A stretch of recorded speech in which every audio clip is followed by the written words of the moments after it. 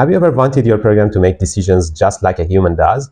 Hello and welcome to Ben Academy. In this tutorial, that is Python for Beginners tutorial, I will explain basic functions in Python. That's exactly where if, elif, and el come in to make decisions in your program. In Python, these statements allow your code to choose what to do based on the conditions. Let's start simply. The if statement checks a condition. If that condition is true, the code inside it will run. For example, if I write x equals 10, and then if I write an if statement like this, if x greater than 5, and a colon. This is the syntax of Python to write if statement. Now I can write a function or anything. So if it's true, the next line will be run. And if I write print, for example, x is greater than 5. It's a simple code. So you can see that it's yes greater than 5. So it should be printed like this. And you can see that the outcome is written like this. So pay attention to the syntax of if statement in Python. There's no need to write end, and you need to write a colon here. That's it. Very simple. But in some cases, you may need to check multiple conditions. Let me copy the code again. You can add another condition. You should write elif here, but not in this line. You should go back using Shift and Tab. So you will direct to the same point that if is written. You can write elif here. Pay attention that if and elif should be written in the same points. So I can now add another condition, x equals 5, colon.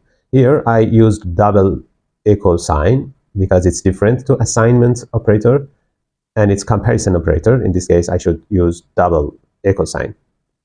Now I can write print equal to 5 like this. So I can see that it's still greater than 5, but if I change it to 5, the second line will be valid, and you can see that the print is different here. It is the same code in many programs. You use else if. It means that first the code will be checked the first condition and else second condition. Instead of writing else if in Python, we use elif. You can also use else without adding another condition. So let me copy it again. I can write else again with Shift Tab.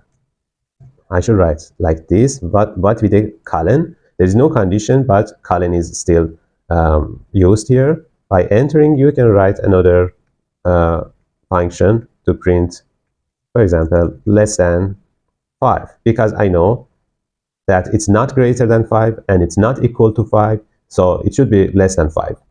So the first two conditions are not valid. That's why I know that it should be less than 5. So let me change it to a number less than 5 to see the difference. So it's less than 5. And there is an important point that I showed you here. Python checks conditions from top to bottom. So the first line is checked. If it's greater than 5, it checks that no, it's not greater than 5. If it's equal to 5, no, it's not equal to 5. Now I will check the last item, that is else. So it should be less than 5. And as soon as it finds a true condition, it stops checking the rest. So if, for example, change it to 5, the second line is valid, and the last line is ignored to be checked. Let me write another example. If a score is 85%, I can write if score is greater than or equal to 90, print grade A. I will go back to the same line again. Elif.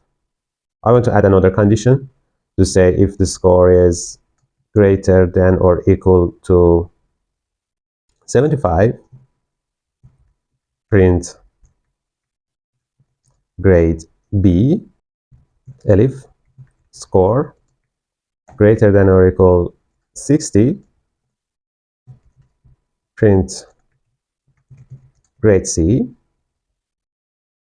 Actually, in the quotation like this, and else print failed or F. So if I run it, we can see that it's grade B because it's actually greater than 75. In this way, Python kernel first check if it's greater than 90. It will see that it's not greater than 90. So next line will be checked.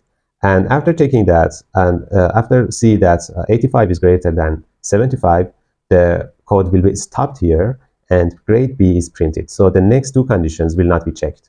If I write, for example, 95, only the first line is checked and the grade A is printed. But if I write a number less than 60, you can see that all the conditions are checked one by one. Nothing were valid, so the last item, that is else, was valid here and it's written failed. Now here's something very important that beginners often miss.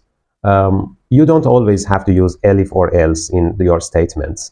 Sometimes you can use multiple if statements independently. In this case, each condition is checked separately and more than one block can run. If at another cell, if I write x equals 10, I can write independent conditions like this. If x greater than 5, print. If x greater than 8,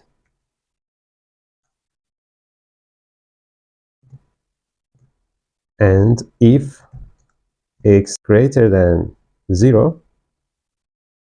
So in this case, all the lines will be checked. It's not like the previous cell. In the previous cell, if the first condition was true, the other conditions were ignored to be checked. But in this case, these are independent and all the lines will be checked.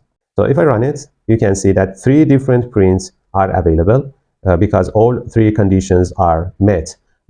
If I change it to a number like this, 6, you can see that the outcome is different. Only 2 prints are available because the second condition is not met here, and only the first and last one are valid. So these 2 are printed. So every line of this statement will be checked, and it's very practical in some cases. You may not need to ignore a condition, and you want to check all the conditions one by one. I hope this tutorial was useful for you. You can check other lessons of this tutorial in our channel. And if you have any question, you can write your questions as comments below this video. And thanks for watching this video. Don't forget to like and subscribe. See you in another video.